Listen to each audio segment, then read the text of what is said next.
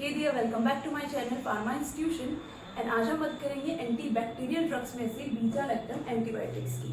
So beta lactam antibiotics में beta lactam ring present होती है जो कि बेसिकली उसके एंटी माइक्रोबियल या फिर एंटी बैक्टीरियल एक्शन को शो करती है। अब इसमें अलग अलग कैटेगरीज होती है, जैसे कि पेनिसिलिन एक कैटेगरी है जिसके अंदर बहुत सारी ड्रग्स है, ऐसे ही सेफेलोस्पोरिन एक कैटेगरी है जिसके अंदर बहुत सारी ड्रग्स है।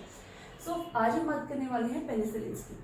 पेनिसिलिन बेसिकली एक फंगस से आइसोलेट करे जाते थे जिसका नाम था पेनिसिलियम नोटेटम।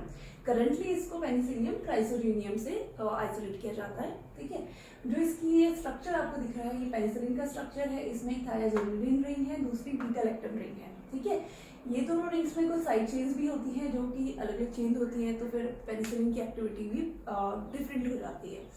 वैसे जनरली क्या होता है कि जो पेनिसिलिन है ओरली इनएक्टिव होता है, इसीलिए इसको इंट्रामस्कुलर या फिर इंट्रावेनस ही दिया जाता था, क्योंकि एसिड की प्रेजेंस में पेनिसिलिन जीन खराब हो जाता था। अब फार्माकोकाइनेटिक पे बाद में आएंगे, पहले हम इसका मैकेनिज्म समझ लेते हैं।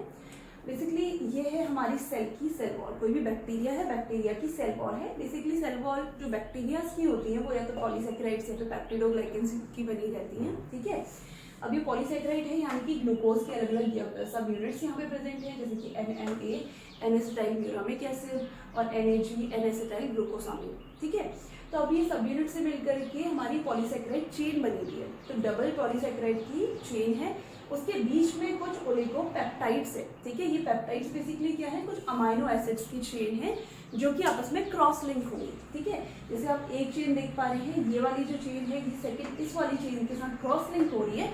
तो इस क्रॉस लिंकिंग की वजह से क्या हो रहा है, जो हमारी सेल वॉल है वो बहुत ज़्यादा स्ट्रॉन्ग बनी रहती है। ठीक है, तो इस वॉल को स्ट्रॉन्ग बना रहना क्यों ज़रूरी है, ताकि बैक्टीरिया के अंदर जो भी स्ट्रक्चर है, जो भी उसके अंदर कॉम्पोनेंट्स हैं वो एक्सपेल आउट ना हो पाए।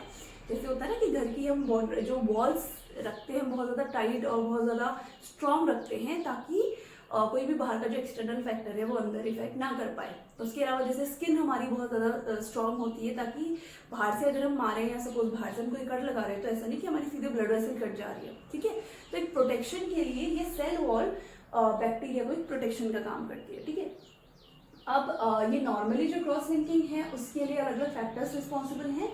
सबसे मेन फैक्टर है ट्रांसपेप्टाइडेज एंजाइम। अब ये ट्रांसपेप्टाइडेज एंजाइम, जैसे ये जो ग्रीन कलर के एंजाइम्स मैंने आपको दिखाया है, ये स्ट्रक्चर है ट्रांसपेप्टाइडेज एंजाइम का। इसका रोल होता है कि जो ये क्रॉस लिंकिंग हो रही है ओलिगोपेप्टाइड्स में, ठीक, लाइसिन लाइसिन। ठीक है, तो इन सब का क्या होगा, अलग अलग पॉलीपेप्टाइड से ये आपस में जुड़े रहते हैं ग्लाइसिन 5 से। बट किसकी रिस्पॉन्सिबिलिटी है इनको जोड़े रखना, या फिर जो हमारी ये सेल वॉल में क्रॉस लिंकिंग हो रही है ओलिगोपेप्टाइड्स की बना के रखना, हमारे ट्रांसपेप्टाइडेज एंजाइम का। ठीक है, अब जब हम चाहते हैं कि हमारा बैक्टीरिया जो इन्फेक्शन कर रहा है हमारी बॉडी के अंदर उसको हम इनिबिट कर दें, बैक्टीरियोसाइडल एक्शन दिखाएं। ठीक है, तो बेसिकली पेनिसिलिन जो है वो बैक्टीरियोसाइडल एक्शन ही दिखाता है।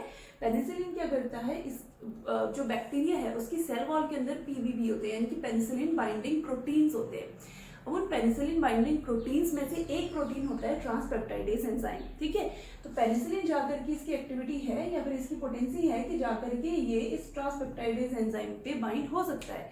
अब अगर यहाँ पे आकर के पेनिसिलिन बाइंड हो जाएगा तो जो ये क्रॉस लिंकिंग हो रही थी, सपोज यहाँ पे अब हमारा पेनिसिलिन आकर के बाइंड हो गया, तो पेनिसिलिन ने क्या करा, इसके स्पेस को इनहिबिट कर दिया, जिसकी वजह से क्रॉस लिंकिंग अब यहाँ पे रुक जाएगी। अब क्रॉस लिंकिंग अगर रुक गई तो जो हमारे ओलिगोपेप्टाइड्स है अगर ये आपस में कनेक्टेड नहीं हुए तो सेल वॉल क्या होगी, आपस में कनेक्टेड नहीं होंगे तो सेल वॉल हमारी वीक हो जाएगी। जैसे ही सेल वॉल वीक हुई तो जो हमारा बैक्टीरिया है इसकी सेल वॉल धीरे धीरे डिग्रेड होने लगेगी, या फिर ऑस्मोटिक प्रेशर की वजह से जो अंदर का पूरा कंपोनेंट था बैक्टीरिया का वो इजीली बाहर आ जाएगा। उसके अलावा सेल इजीली ब्रस्ट हो सकती है, यानी कि सेल के अंदर जितना भी मटेरियल था वो इजीली ब्रेक डाउन हो जाएगा। ठीक है, तो इस मैकेनिज्म के थ्रू जो हमारा पेनिसिलिन है वो बैक्टीरिया की सेल वॉल पे एक्शन करता है। अब इसी मैकेनिज्म को हम एज अ फ्लो चार्ट देख लेते हैं। तो पेनिसिलिन जो है binds to penicillin binding protein, यानी कि जो पेनिसिलिन बाइंडिंग प्रोटीन हमारी सेल वॉल के अंदर है वहाँ पे जाकर के बाइंड करता है। इसकी वजह से जो ट्रांसपेप्टाइडेशन है वो इनिबिट हो जाएगा। अब ट्रांसपेप्टाइडेशन इनिबिट हो गया, दैट मीन्स कि अब जो ये क्रॉस लिंकिंग हो रही थी हमारे ओलिगोपेप्टाइड्स की वो नहीं हो पाएगी। अब बैक्टीरिया की सेल वॉल स्ट्रॉन्ग नहीं है।